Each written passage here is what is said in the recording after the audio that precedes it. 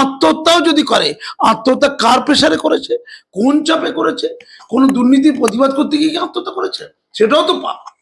তিলোত্তমা যদি দুর্নীতির প্রতিবাদ করতে গিয়ে আত্মহত্যা করতো, তিলোত্তমা যেটা আত্মহত্যার বলা হচ্ছে না, প্রথম আত্মহত্যাই বলা হয়েছিল, সেটাও তো অপরাধ। মানসিক প্রেশার কে দিচ্ছে, মেন্টাল টর্চারটা কে দিয়েছে? আর শুধু ডাক্তার নিরা মরে যাচ্ছে কেন? প্রথম তো বলেছিলাম আসল অপরাধী সঞ্জয় রায় নই, সঞ্জয় রায় হয়েই প্রায় ব্যাটিং করে দিয়েছিলাম। এখন বলছে ওর যাবজ্জীবনটা সঠিক হচ্ছে না, ওর কয়েক মাসের বা কয়েক বছরের জেল হওয়ার কথা, কারণ মৃতদেহকে ধর্ষণ করেছে। সময় ম্যাক্সিমাম যদি পাপ করে থাকে, ও একটি মৃতদেহকে ধর্ষণ করেছে, এর বেশি কিছু না। কেউ একজন বিজেপির নেতা বলেছিল, বিজেপির, যে সিবিআই আর ইডি কেউ লাখে বিক্রি হয়, কেউ কোটিতে বিক্রি হয়। আমার সামনে একটা সময় শুধু আরজি করের এই যে তিলোত্তমার বাপ মাকে টাকাটা দিয়ে, শুধু টাকাটা দিয়ে দিই, ওরা কেস লড়ুক, সারা জীবন ধরে ওরা বাঁচুক, কে টাকাটা দেবে? দেবাশিসরা, মাহাতোরা আর নাইয়ারা, এসব ভাইয়ারা, এরা যে টাকাটা সংগ্রহ করেছে ওটা তুলে দিক, কাজ শেষ, চ্যাপ্টার ক্লোজ। ওরা কোর্টে গিয়ে লড়াই করো। দু ধরনের পলিটিক্স হলো, একটা তিলোত্তমা নিয়ে মজা ঠাট্টা করা হলো, টিআরপি গোনা হলো, পয়সা ইনকাম হলো, জনগণ বিপ্লবী ভাব নিল, প্রতিবাদী একটা কাপুরুষ জনজাতি প্রতিবাদী জনজাতি পরিণত হলো। সিবিআই ইকুয়াল টু ভৎসনা, সিবিআই ইকুয়াল টু ভৎসনা। সিবিআই জন্মেছে ভৎসনা পাওয়ার জন্য, খিস্তি খাওয়ার জন্য, খিল্লি খাওয়ার জন্য, হয়ে গেছে সিবিআই ইকুয়াল টু খিল্লি, ভৎসনা আর অপদার্থতার তকমা। ওই তোমার মাথায় উকুন হোক, এই ছাত্রীর মাথার জন্য আসবে না, ওই তিলোত্তমার জন্যই শুধু হবে। আচ্ছা, বিভিন্ন এগিয়ে থাকা খবরের কাজগুলো কি গেছে, এগিয়ে থাকা টিভি চ্যানেলগুলো কি গেছে, তারা কি বলে দিয়েছে যে আমরা এটা ভালো করে কভারেজ করব, 12 ঘন্টার মধ্যে 10 ঘন্টা চলবে, সারাদিনে টিভি চ্যানেল 12 ঘন্টা চলে, শুধুমাত্র আরজি করের মহিলার দেহ নিয়ে, তার কতটা বীর্য পাওয়া গেছে, তার স্তনবৃত্তিতে কার কার হাত ছিল, কার কার স্পট পাওয়া গেছে, এইগুলো এটা বলা হয়েছে। তো এত লজ্জা সরবে কিছু নেই যে কার কার স্পর্শ পাওয়া গেছে আর কি, আর কি পরিমাণ বীর্য ছিল আর কি, ওটা নিয়ে বড় বড় করে রসি কষি বঙ্গবাসী দেখছে আর কি। তারপরে দেখো না ওটা সঠিক বীর্য ছিল না, ওর মধ্যে কত পরিমাণ জল ছিল, এইসব গবেষণা যত হবে তত বঙ্গবাসীর, অত্যন্ত রসালো বঙ্গবাসী ভাল লাগবে। তো এও তো মহিলা, এ এত দুঃখে থাকবে কেন? এর কি এরকম কিছু পাওয়া যায়নি? মানে এর ধর্ষণের গল্পটা খুব ভালো করে রসালো হয়নি বলে নাকি? নাকি ওর কোথায় ঝুলন্ত পাওয়া গেছে ওই আরজি করে হোস্টেলের মধ্যে? আরজি করে যে একদম কামারহাটের ইএসআই যে হোস্টেল, সে হাসপাতালের কোয়ার্টারে নিজের ঘর থেকে। তাহলে ওটা কি আত্মহত্যা মনে হয়ে গেছে? ওদের তিলোত্তমা তো আত্মহত্যা ছিল, এত লোক ঝাঁপিয়ে না পড়লে তিলোত্তমাটা 100% আত্মহত্যা ছিল। তারপরে তিলোত্তমার বাম্মা তখন ব্যক্তিত্ব কম ছিল, পরে ব্যক্তিত্ব তৈরি হয়েছে। ওই তোমার মাথায় কোনো আন্দোলন হওয়ার পরে ওর বাবা মার ব্যক্তিত্ব তৈরি হয়েছে। তার আগে তথ্য লোপাট করার জন্য তিলোত্তমাকে যখন দাহ করে দেওয়ার কথা বললো, ওর বাবা মা হ্যাঁ বলে দিল, রাতারাতি দাহ। তো এই ছাত্রী কি দাহটা একটু ঠিকঠাক হয়েছে? তার আগে তদন্তগুলো, ময়নাতদন্তগুলো হয়েছে? তার আগে দেখা হয়েছে কি এটা ধর্ষণ হয়েছিল কিনা, নাকি প্রেম ঘটিত, প্রণয় ঘটিত, আত্মহত্যা ইত্যাদি দেখা হয়েছে? আমি পরিষ্কার করে বলছি, এত যে রসিয়ে কষিয়ে গল্প টল্প, আর এত মিডিয়া, এত নাগরিক আন্দোলন কোথায় গেল? আমি তো বারবার বলেছি, বর্ধমান বিশ্ববিদ্যালয়, বর্ধমান মেডিকেল কলেজে একজন ডাক্তারকে 3 তলা থেকে নিচে ফেলে দেওয়া হয়েছিল, মারা গেছে। ঝাড়গ্রাম মেডিকেল কলেজ মারা গেছে। শুধু তিলোত্তমা কেন?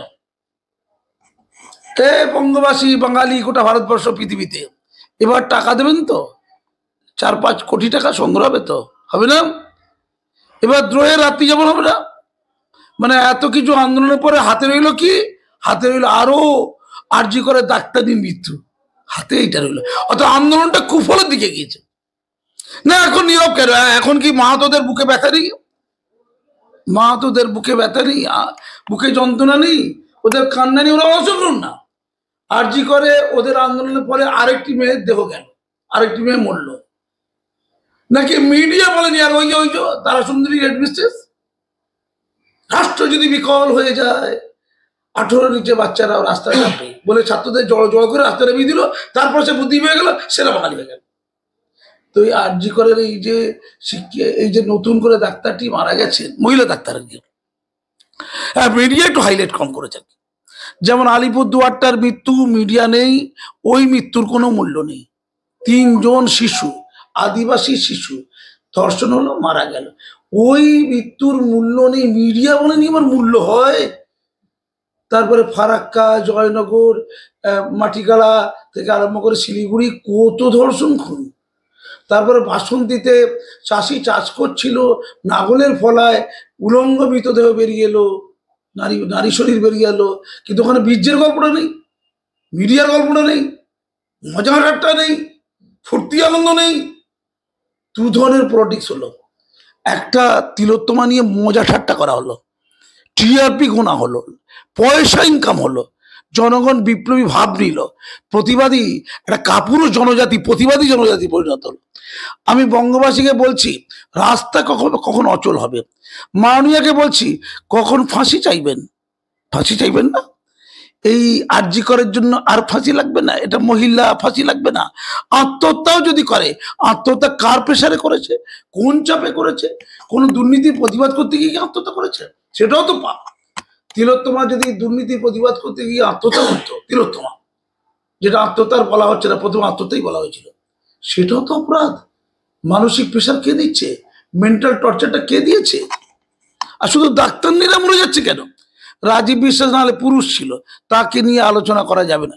নারী নেই, নারী শরীর নেই, আলোচনা কোথায়? মিডিয়া নেই, টিআরপি নেই। আরে এটা নারী তো রে ভাই, এই মিডিয়া এটা নারী, যা যা যা যা যা যা। নাকি করে ক্লান্ত হয়ে গেছে? তিলোত্তমা করে ক্লান্ত, বিধ্বস্ত, অবিশ্রান্ত, রিক্ত, ঋদ্ধ, বিশুদ্ধ, আর পাচ্ছে না। কোনটা? একই যাত্রার পিতার ফল। বঙ্গবাসী, গোটা ভারতবর্ষ হাসছে, খিল্লি করছে, এ বিদ্রোহী, যান যান, লোকে খেপিয়ে দিন, রিক্সাওয়ালা সারাদিন না খেয়ে সেই পয়সাটা দিয়ে দেবে ফান্ডে। আবেগ, বিশাল আবেগ। আমি ধিক্কার জানাচ্ছি। এই ঘটনা তারপরে ঘটলো। ওরা বলছিল, অনেক বড় বড় ডাক্তাররা, বিখ্যাত ডাক্তার, টিভি চ্যানেলে গিয়ে সুন্দর করে সন্ধ্যেবেলায় সাজুগুজু করে বলছে, আমাদের এই আন্দোলন শুধু তিলোত্তমার জন্য নয়, সমাজকে ধৌত পরিশুদ্ধ করার জন্য, পাপের নিধন কল্পে আমরা যেমন দুর্গত নাশিনী দুর্গার মতো আমরা অবতীর্ণ হয়েছি। এই আন্দোলন সমাজকে পরিশুদ্ধ করতে, শুদ্ধ করতে। আরো পাপ বেড়ে গেল। যে আপনারা এমন বললেন, রাজ্যে ধর্ষণ বেড়ে গেল, খুন বেড়ে গেল। আর একজন আরজি করে ছাত্রী খুন হয়ে গেল বা আত্মহত্যা করে ফেললো। আর একজন কদিনের মধ্যে, কয়েক মাসের ব্যবধানে। কি আন্দোলনের মানে সাইড এফেক্ট! ওরে বাবা! আমি বলি, আন্দোলনের ফলে পাপ বেড়েছে সমাজে। যে এমন আন্দোলনে পাপ বাড়ে কেন বাড়লো বলুন তো? জনগণ যারা পাপী, তারা মজা ঠাট্টা করছিল, জানে এর মধ্যে সারবত্তা নেই, এর মধ্যে আন্তরিকতা নেই, এর মধ্যে দেখনদারি আছে, মিডিয়ার টিআরপি আছে। আর তোমার মাথায় উকুন হোক বলে গরিব, অসহায়, প্রান্তিক রোগী যারা ছটফটিয়ে মরল, লাখ লাখ রোগী, তাদের বিনা চিকিৎসা তাদের সর্বশান্ত করা আছে, আর টাকা সংগ্রহ করা আছে। আমার একটা প্রশ্ন আছে এই প্রেক্ষিতে। একদম রবিবার আপনি যেরকমটা বললেন যে ঘটনাগুলো পর তিলোত্তমার মৃত্যুর পরে ঘটেছে, এই প্রেক্ষিতে আমি বলবো, রবিবার ফের মালদায় এক বিশিষ্ট আইনজীবীর সাথে দেখা করলেন অভয়ার মা বাবা। তারা দাবি করলেন যে সঞ্জয়কে সামনে দাঁড় করিয়ে প্রকৃত দোষীকে আড়াল করা হচ্ছে, কারণ স্নিফার ডগ দিয়ে তদন্ত করা হলেও তার কোনো তথ্য এখনো জমা দেওয়া হয়নি। এমনকি সেই তথ্য তাদেরকেও জানানো হয়নি, যদিও তাদের আইনজীবী রিট্রায়ালের আবেদন জানাতে চলেছেন। একদম সঞ্জয়ের ফাঁসির দাবিতে এবার একদম মালদার বিশিষ্ট আইনজীবী সাথে দেখা করেছেন তিলোত্তমা বাবা মা। আচ্ছা বলি তো, এই শিয়ালদা কোর্টে এই ফাঁসির ঘোষণা হবার আগে, খুব ঠান্ডা মাথায় শুনুন, শিয়ালদা কোর্টে সঞ্জয় রায়ের ফাঁসি ঘোষণা হবার আগে এমন কোন আন্দোলনকারী ছিল যে ফাঁসি চাইনি? সমস্ত ধর্ণা মাঝে ফাঁসি চাই, ফাঁসি চাই, ফাঁসি চাই করছিল। তো সঞ্জয় রায় তো 1 নম্বর কালপিট, তার তো আগে ফাঁসি হওয়ার কথা। তো যেই ঘোষণা হয়ে গেল, যেই মাসুম আক্তাররা পথ খুলে দিল, এটা বলেছিলাম তো আমরা প্রথম তো বলেছিলাম এটা ভণ্ডামি হচ্ছে, আন্দোলন হচ্ছে না। প্রথম তো বলেছিলাম আসল অপরাধী সঞ্জয় রায় নই, সঞ্জয় রায় হয়েই প্রায় ব্যাটিং করে দিয়েছিলাম। এখন বলছে ওর যাবজ্জীবনটা সঠিক হচ্ছে না, ওর কয়েক মাসের বা কয়েক বছরের জেল হওয়ার কথা, কারণ মৃতদেহকে ধর্ষণ করেছে। সময় ম্যাক্সিমাম যদি পাপ করে থাকে, ও একটি মৃতদেহকে ধর্ষণ করেছে, এর বেশি কিচ্ছু না। মৃতদেহকে, অর্থাৎ তিলোত্তমাকে ধর্ষণ করে খুন করার পরেও এসেছে। এটা আমার বক্তব্য, আমার অনুমান, আমার অ্যাসেসমেন্ট। তো তিলোত্তমার যারা সঞ্জয় রায়ের ফাঁসি চাইছিল, এই ধর্ণা মঞ্চ, ওই তোমার মাথায় কোনো আস্তে করে চেটে যা, ওরা তো ফাঁসি চাইছিল। তো এতদিন পরে হঠাৎ করে মাসুম আক্তার যেটা বলেছে ভাবুদা হয়ে গেল, না ফাঁসি চাই না, মমতা ব্যানার্জি ফাঁসি দিয়ে সব সাক্ষী লোপাট করছে। এত শিক্ষিতরা, এত হুক্কা হুয়া খ্যাকশিয়ালের দল। মাসুম আক্তার 4 মাস আগে যেটা বলে, ওরা 4 মাস পরে ওদের ভাবুদয় হয়, এতটা অপদার্থ। তিলোত্তমার বাম্মাকে বলি, আপনারাও তো ফাঁসি চাইছিলেন, কার ফাঁসি চাইছিলেন? আপনারা তো একবারও বলেননি যে সঞ্জয় রায়ের বাদে বাকিদের ফাঁসি চাই, এটা বলেননি তো, আপনি নিজে বলেননি। আমি আপনাদের বলছি, আপনারা বলেন। এখন বলছেন ভালো লয়ার, আমি বলছি খারাপ লয়ার। কদিন পরে এই লয়ারকে খিস্তি দেবে। আসলে কারো কোনো শাস্তি হবে না, এই তিলোত্তমার শাস্তি হবে। কিন্তু গতকাল না পরশু যে মারা গেছে আর একজন শিক্ষিকা, এই আরেকজন ডাক্তার নেই, মহিলা ডাক্তার, আমার তার জন্য, তার পরিবারের জন্য সমবেদনা। আচ্ছা, বুম নিয়ে তার বাম্মার কাছে কেউ যাচ্ছে কি? এর বাম্মার সাথে অমিত শাহ কেন দেখা করেনি? এটা নিয়ে বুক ফেটে যাচ্ছিল বঙ্গবাসী। যদি মিডিয়া ছিল, মিডিয়া বলছে কিন্তু কের কথা, অমিত শাহ দেখা করেনি কেন? আরজি করের এই যে মেয়েটি জীবন চলে গেল, এই যে ডাক্তার নেই, তার বাম্মার সাথে দেখা করার জন্য তো কারো বুক ফেটে যাচ্ছে না? মিডিয়া বুম নিয়ে যাচ্ছে না? কোটি টাকা উঠলো, কয়েকটা ইতিমধ্যে উঠেছে, কাল থেকে টাকা উঠছে কি? শুধু টাকা উঠবে, আরজি কর মানে টাকা ওঠা, এ কি ব্যর্থ? তাহলে এই শরীরটার মূল্য নেই, এর ডাক্তার ডিগ্রিটির মূল্য নেই, আর এই নারী শরীরের মূল্য নেই, শুধু তিলোত্তমা নারী শরীরের মূল্য আছে।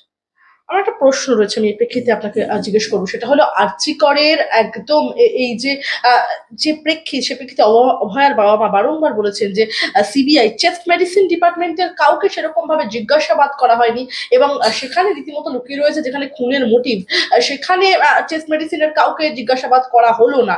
এজন্যই কি আরজি কর দুর্নীতি মামলা একদম তদন্তের নিম্ন আদালতের পর এবারে একদম উচ্চ আদালতও ভৎসনার মুখে পড়লো সিবিআই এবং ভৎসর পাবে। সিবিআই ইকুয়াল টু ভৎসনা। সিবিআই জন্মেছে ভৎসনা পাওয়ার জন্য, খিস্তি খাওয়ার জন্য, খিল্লি খাওয়ার জন্য হয়ে গেছে। সিবিআই ইকুয়াল টু খিল্লি, ভৎসনা আর অপদার্থতার তকমা। ঠিক আছে, ওইটা ছেড়ে দিন। আমি আপনাদের অন্য কথা বলছি। আমি একটু তিলোত্তম বাম্মাকে বলি, আচ্ছা, যখন আপনাদের খুব কাছের মানুষটা, যাদের জন্য এত টিআরপি পেয়ে গেলেন, মনে এত সাহস পেয়ে গেলেন যে টাকাও নিচ্ছেন না আর মাথাও নত করছেন না, যখন ওরা ছিল না, আপনার মেয়েকে যখন রাতারাতি দাহ করতে চেয়েছিল, আপনারা মেনে নিয়েছিলেন। এদের শক্তিতে আপনারা এত বলিয়ান হয়েছিলেন, এই তোমার মাথায় উকুনকদের শক্তিতে।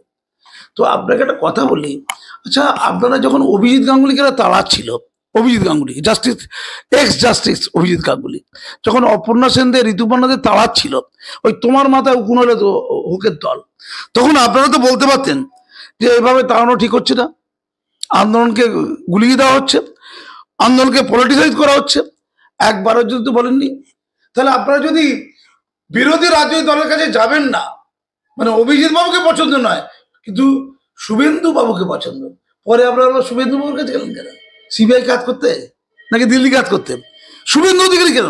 আবার নওশাদ সিদ্দিকী বিরাট দাঁড়িয়ে, তার টুপি, উনি বাবা, তার কাছে ওটাকে 35% কাজ করতে। 35% মুসলমান বলতে কি নওশাদ সিদ্দিকী বোঝায়? চালাকি হচ্ছে। আপনারা মাসুম আক্তারের কাছে আসতে চান না, আপনারা নওশাদ সিদ্দিকীর কাছে যেতে চান না, আমার কোনো আপত্তি নেই, আপনারা যে কোনো জায়গায় যেতে পারেন। তাহলে অভিজিৎকে আপনারা তাড়ান, আবার সেই অভিজিতের যারা নেতা তাদের কাছে গিয়ে নিজেদেরকে মানে সঁপে দেন। আপনারা আগে ঠিক করুন তো, আপনারা কার আগে ঠিক করুন। আমার শেষ দুটো আমি পরিষ্কার বলছি, অভয়ের বাম্মা নিয়ে, তিলোত্তম বাবা নিয়ে আমাকে কিছু বলবেন না। আমার সিম্পাথি তাদের প্রতি কম, আমার সিম্পাথি গতকালকে না কম। তারা তাদের স্ট্যান্ড এত মুহু চেঞ্জ করেছে, তারা এত বিভিন্ন অ্যাক্টিভিটির মধ্যে অসংলগ্নতা এনেছে, আমার ওদের অ্যাটিটিউড সম্পর্কে আমার যথেষ্ট সন্দেহ থেকে গেছে। আপনিও কি মনে করেন এই তদন্তের আরো অনেক কিছু বাকি আছে? সঞ্জয় রায় কিছু হয়নি, তদন্তের কিচ্ছু হয়নি। আমি তো বলেছিলাম পশ্চিমবঙ্গের ইতিহাসে সবচেয়ে ব্যর্থ আন্দোলন তিলোত্তম আন্দোলন।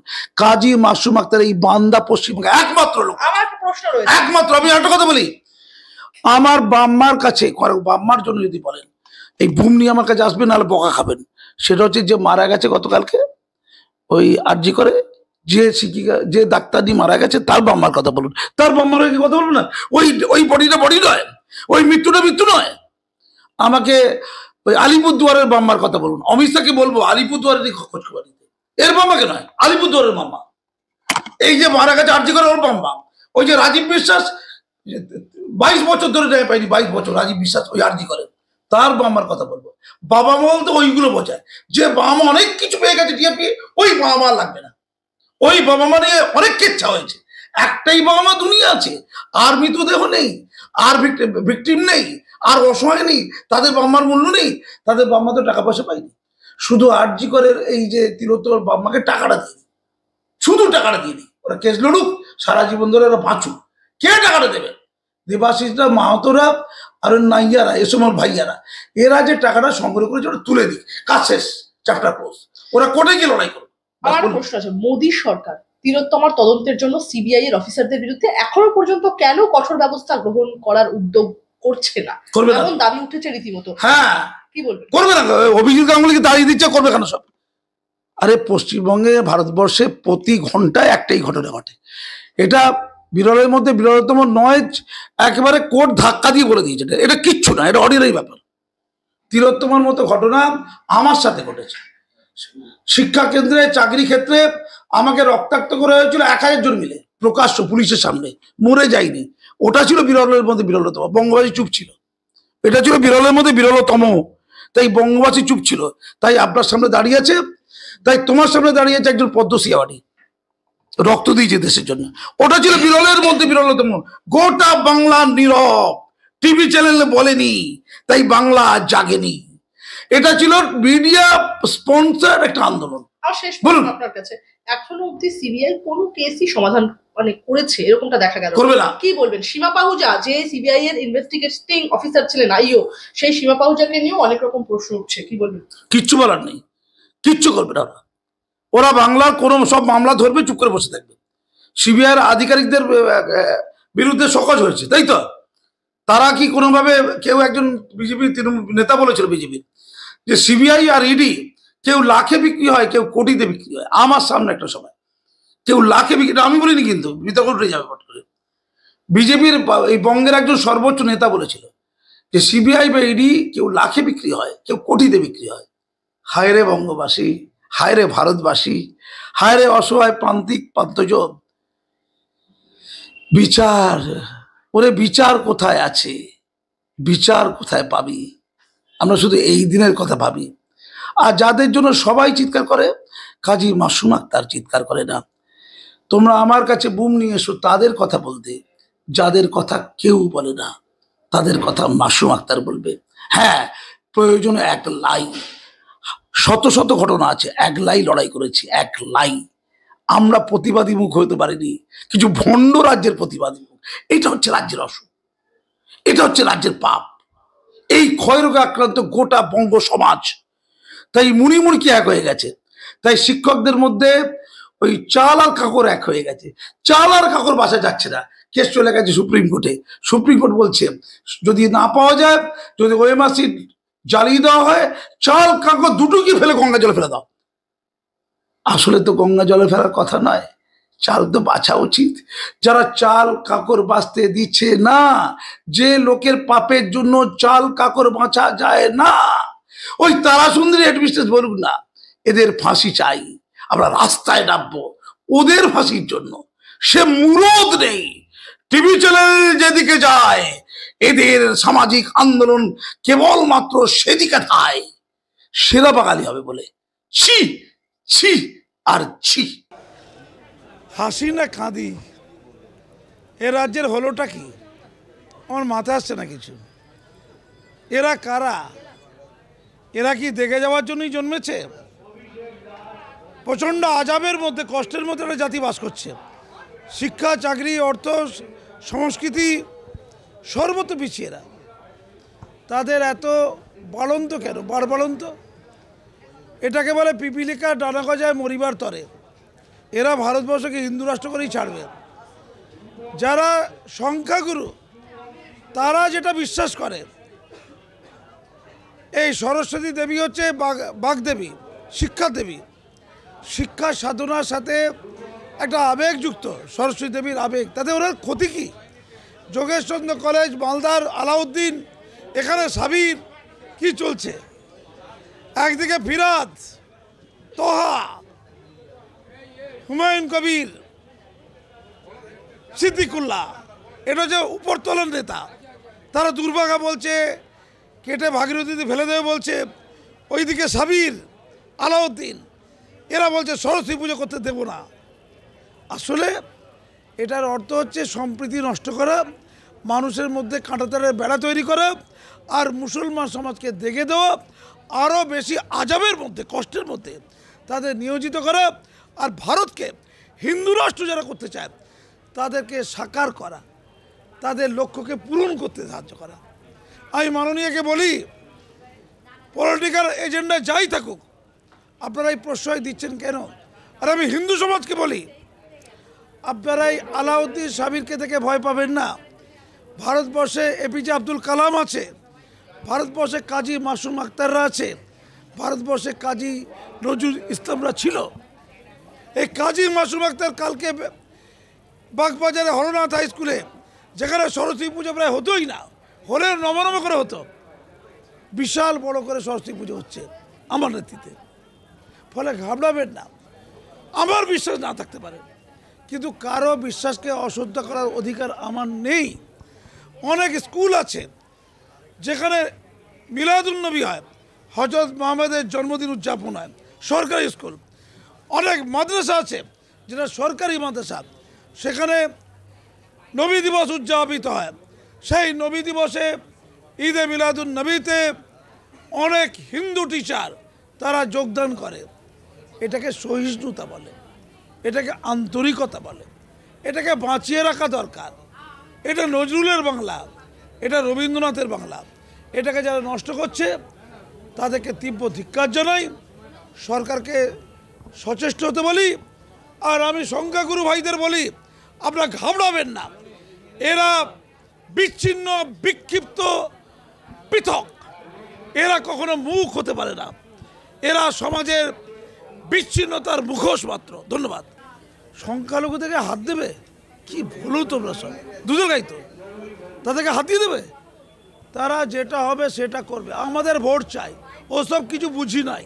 আমাদের ভোট চাই, ওসব কিছু বুঝি নাই। ধন্যবাদ।